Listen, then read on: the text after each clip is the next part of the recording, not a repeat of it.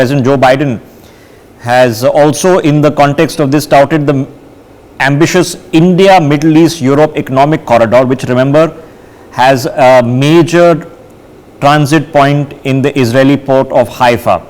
He is calling it as one of the possible reasons behind the Hamas attack on Israel. President Biden, one of the strongest proponents of regional normalcy in the region, has repeatedly hailed this corridor as a move to integrate this region. Let me get Group Captain Jha into this. Group Captain Jha, so at least Biden is calling a spade a spade.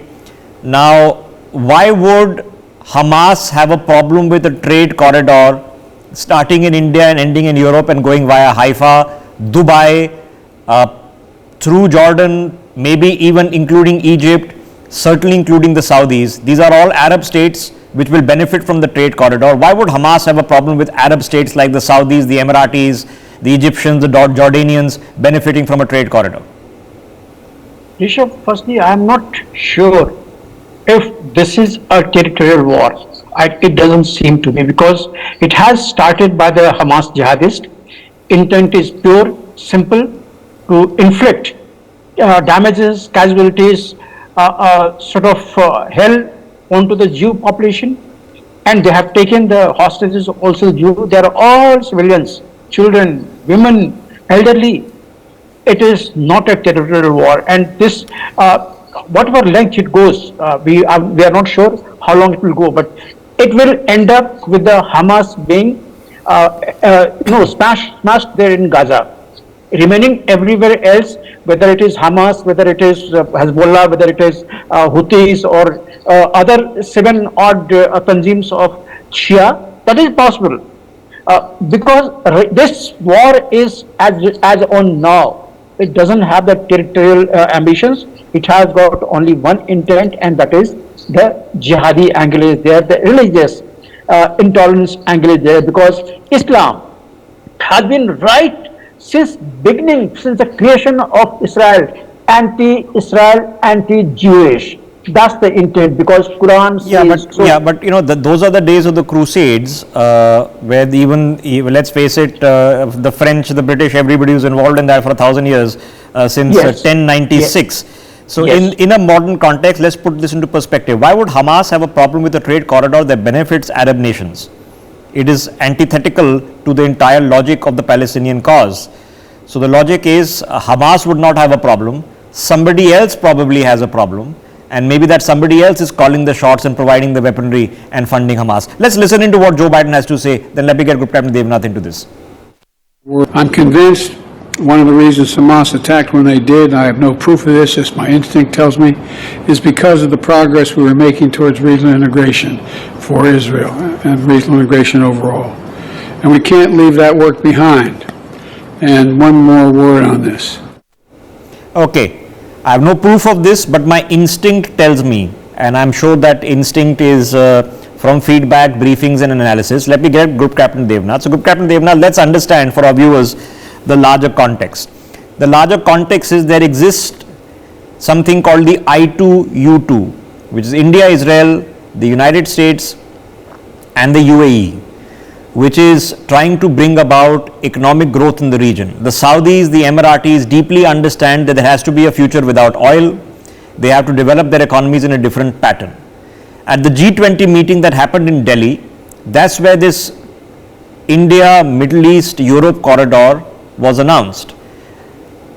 The Abraham Accords and the Saudis and the Israelis were about to strike a historic deal in moving forward with the Abraham Accords.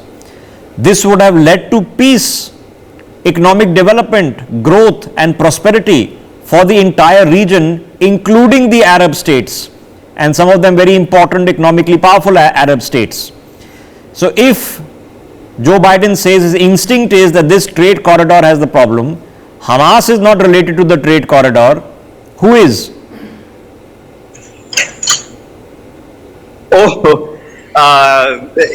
There are indications that probably Iran presently may be behind this action to sabotage this corridor.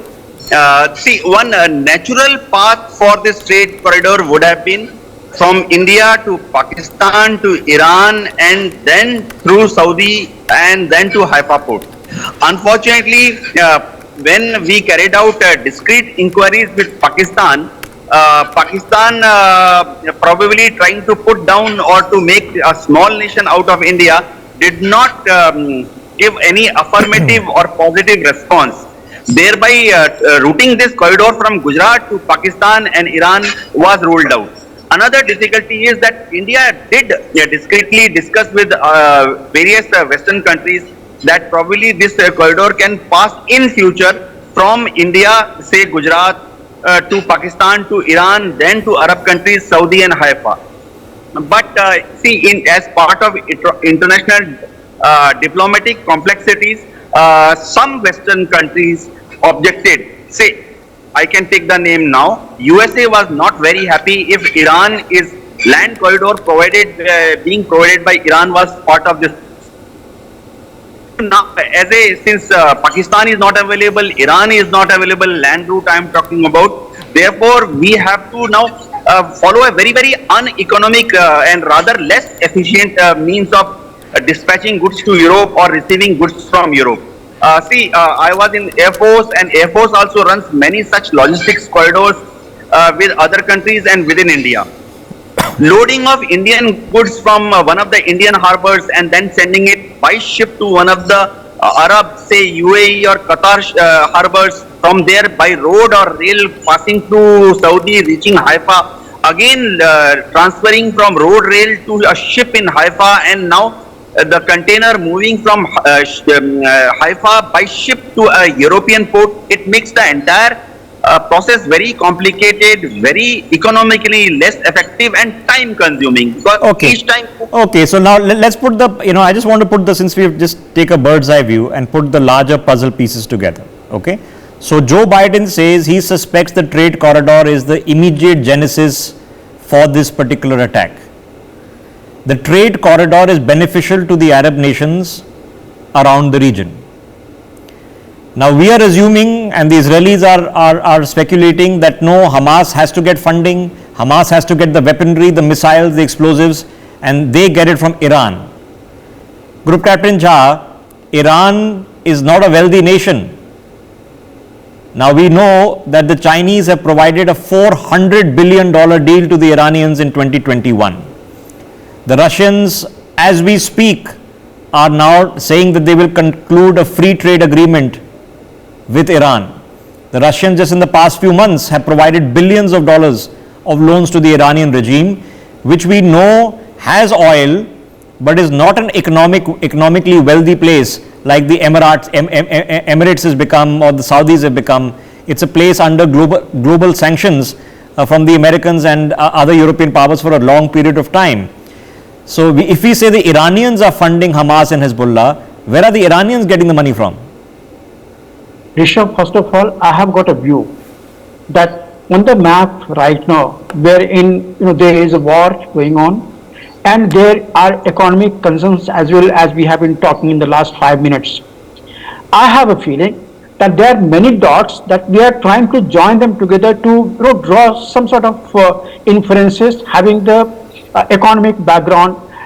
That may not be the case, but still we are trying to look at that possibility. What Joe Biden has said, that I have got feeling, surely he is the president of the biggest intelligence agency, our country which has got the biggest intelligence agency, feedback from every possible angle, but still I have a feeling that we are trying to join those dots which may not be relevant.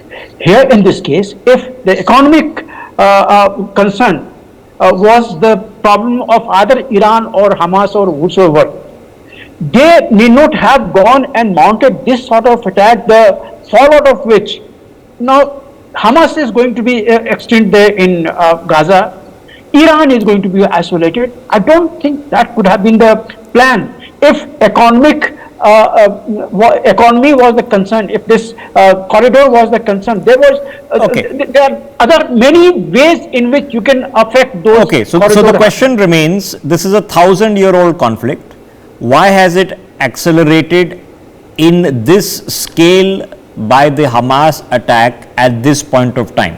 What's the cause? If you can't identify the cause, you will forever be battling the symptoms, and that doesn't solve the problem.